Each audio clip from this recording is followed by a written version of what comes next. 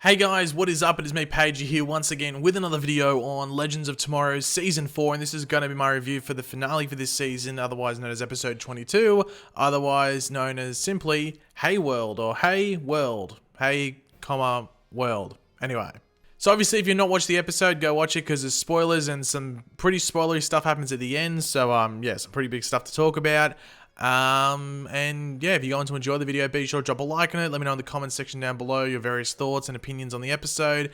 And if you're new to the channel, make sure to subscribe. So obviously a bit of a different thing. I couldn't be bothered setting up my other filming thing. I just thought I'd talk on camera for a bit.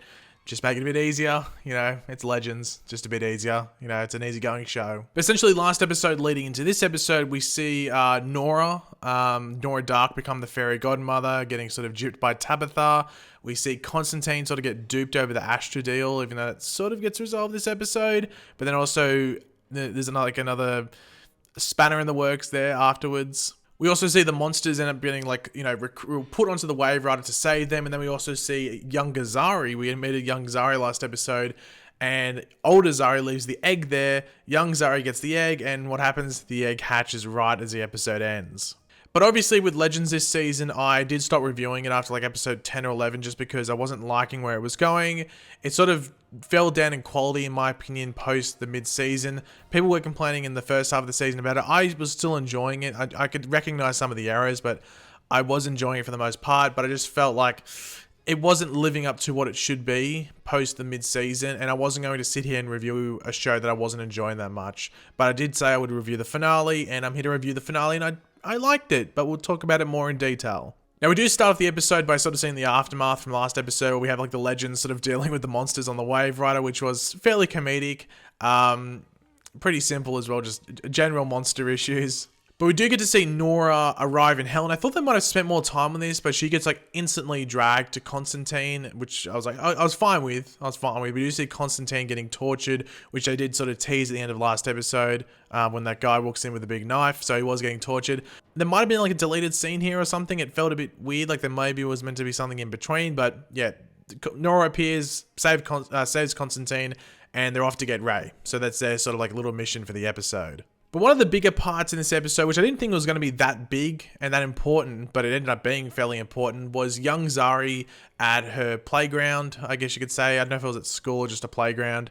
But she's there and she's interacting and stuff, and we do see older Zari and I think it's Nate that are there, and they don't realize what's going on, but young Zari has actually brought the new dragon. I can't remember what the dragon's name is off the top of my head. It had like a weird name, but they brought the dragon, or she's brought the dragon to school, and the kids are loving it and they're recording and stuff, and it ends up actually being posted on social media. However, the dragon does get taken away because of that old woman. The old woman complains and uses the eyes app, or the eyes app, whatever it was called, that Neron Ray set up last episode, and yeah, the dragon gets taken away, and yeah.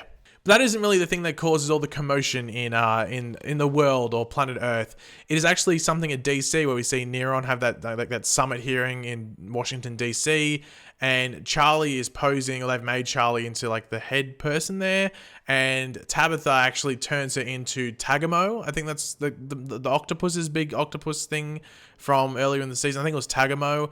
So there's this big monster attack in the middle of DC on this live streamed event thing. So yeah, this is obviously going to send you know, most of the planet, or at least America, into a bit of a panic. And the whole reason for this is for Neron to spread fear, because fear is power and energy, and we do see like all the red stuff, which is obviously meant to represent the fear, going into the atmosphere and into, you know, it's just powering everything that's going on. So yeah, the world's pretty fearful at this stage. But as I was saying before, with young Zari and that baby dragon, that, you know, spreads onto social media, and that video really just, I guess, inspires people or makes people happy. And not really inspires people outside, but just makes people happy, and people are really loving it. So it does inspire the Legends to push forward Hey World and get that running properly and just get it going. And they actually do use the book, once again, a reference back to the Tagamo episode from earlier this season, where Mick got that book. We do see Mick give that book to Nate so he can quickly draw up Hey World, because it was going to take them God knows how long, or Bebo knows how long, to actually build that theme park. So they use the book to create it, which I think makes sense, using things from the past in the season to get stuff done in this finale. Now, we do have these soul tokens introduced, which I thought were just like a little fun thing to have in the episode, but obviously they're a big thing later on and a really cool setup for next season. But we do see the soul tokens. We do see Astra have the... she picked up... I think we saw her look at two, which were Joseph Stalin and Caligula. Caligula is like a Roman emperor. Joseph Stalin, I think we all know who Joseph Stalin is. Not the most happy person to be around. So that was cool just to see that. We didn't think they were going to do too much with it, but that introduction is cool, seeing what they're going to do going forward. But we do have this like potential future setup where Hayward creates this better future for, in particular Zari, where her family lives this better life. Her brother isn't murdered, so due to this, Zari would have to stay in the temporal zone to, keep her memories in for the future, not to affect her, or the timeline changes not to affect her. So she has to stay put there. And really, I think she could have stayed there. She does leave, and I don't understand. Well, we understand why she left, but her leaving didn't affect anything. Like, fair enough if it affected something outside of the temporal zone, but I don't think it really did for the most part. But I guess she does chime in with what happens. But yeah, I thought she didn't have to leave the temporal zone, in my opinion at least. Now, we did have a returning villain from another season of Legends, and it wasn't Damien Dark, it wasn't Eobard Thawne, it wasn't Malcolm Merlin, it wasn't Mullis, it was Vandal Savage. Who was expecting Vandal Savage to be in this episode? And he's not in it for very long. He would have maybe been there for like a day of filming, if that, maybe like a couple of hours. He's randomly there and he's playing Jenga with Ray. He was actually meant to be the person that was meant to torture Ray, like we saw Constantine being tortured, but yeah, they played giant Jenga, and Vandal Savage is a bit different. I guess hell changes a person no matter how crazy they are.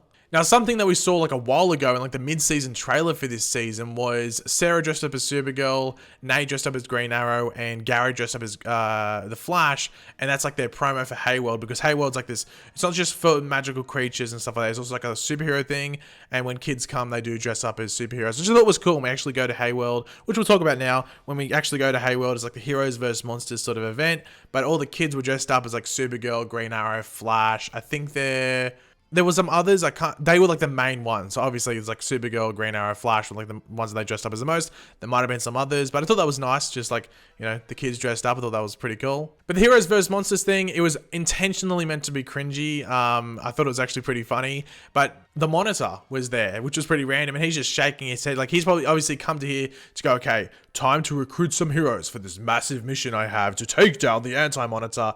What are they doing? They're in the middle of a circus, acting really weird, and he's just shaking his head, and I thought that was pretty funny.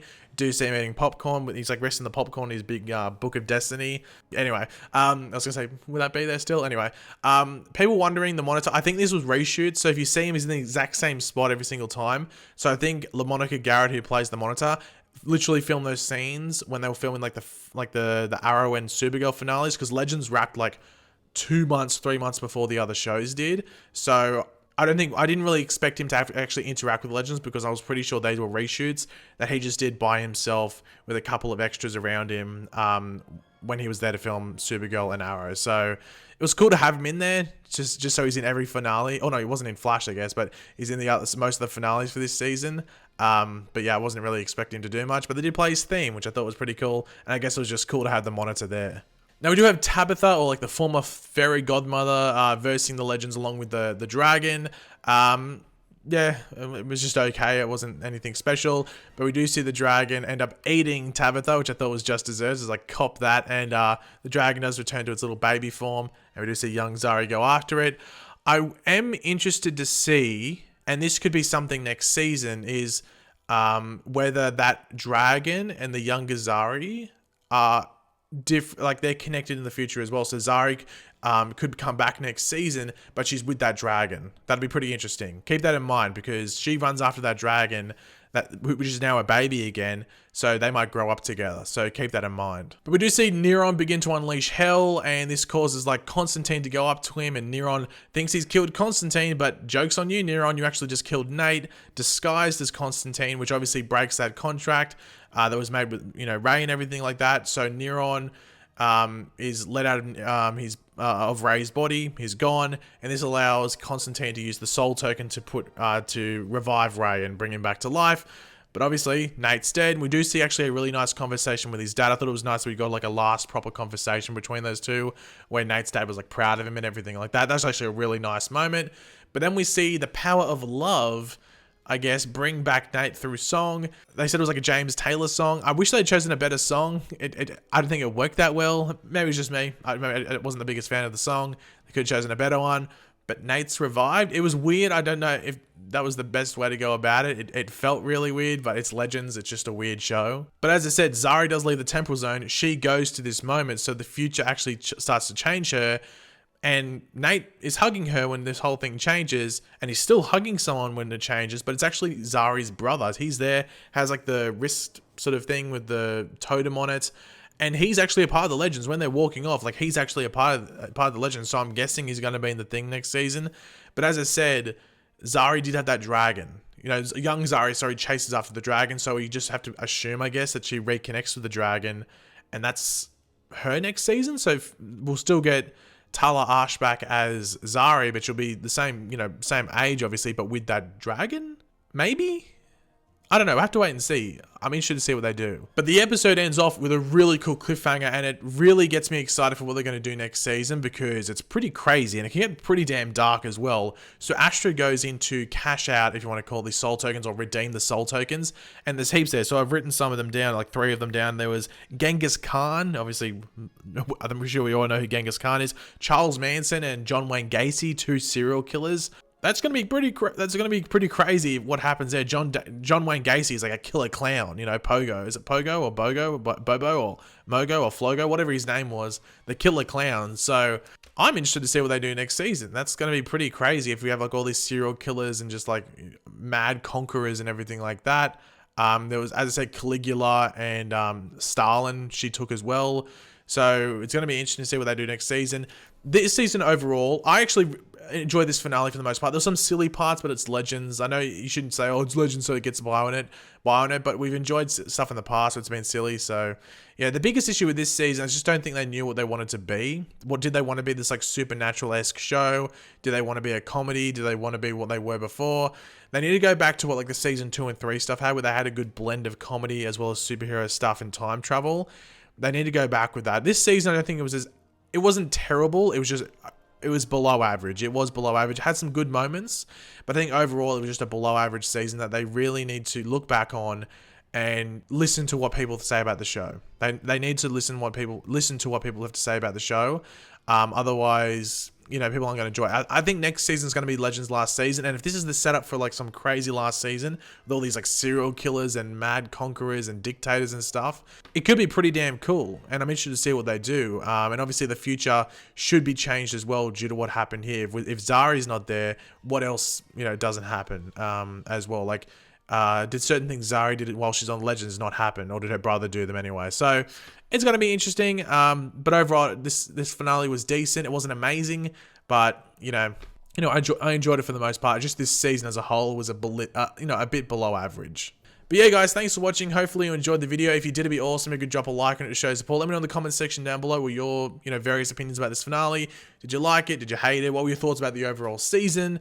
And what are your thoughts going into next season? I think the setup for next season sounds really cool. But yeah, let me know all of your opinions down there in the comments. And of course, if you are new to the channel, make sure to subscribe. And yeah, I'll catch you later, guys. Goodbye.